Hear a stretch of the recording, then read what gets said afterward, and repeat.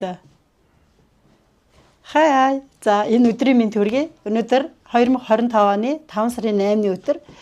За миний хувьд болохоор өнөөдөр та бүхэнд бас нэг өөрийнхөө жижигэн боддог, бодож явдаг үзэл бодлоос жижигэн хуваалцъя гэж бодсон. За тэр нь юу гэхээр маш олон одоо хуваалцах сэдв байна л да. Гэхдээ энэ удаад болохоор өөртөө итгэх итгэл гэж юу вэ гэд тэ.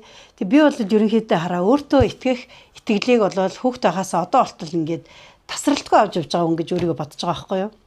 Тэгэхээр чи 50 хэдэн жилийн хугацаанд ингээд амьдралын хугацаанд янз бүрийн зүйл тохиолдож байгаа ч гэсэндээ би хизээч өөртөө итгэх итгэлээ алдахгүй байснараа би өнөөдөр яг энд ингээд энийгээд одоо та хэд ингээд энэ сэдвийг ярих гад ингээд сууж байна.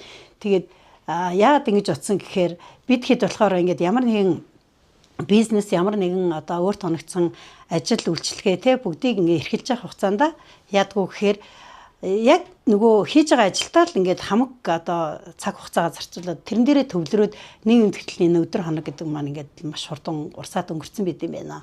Тэгээд би болохоор сүүлийн үед тэрэн дээр жоохон фокуслоод би ингээд алдаа гаргачаад тэгээд тэрэндээ ингээд шантраад ингээд асуудлыг ингээд бүр дэврихээсээ илүү буцаж өөрлөгөө ярилцаад өөртөөгөө ингээд бодоод ярилцдаг байхгүй. Тэнгүүт за эцсийн хариулт нь юу гадаг вэхээр туулаа чи өөртөө итгэх итгэл чинь байгаа цагт чиний өнөөдөр гаргасан алдаа чиний өнөөдрийн одоо асуудал бол юу ч вшээ гэдэг ийм хариултыг миний дотор хүн өгдөг гэх юм уу.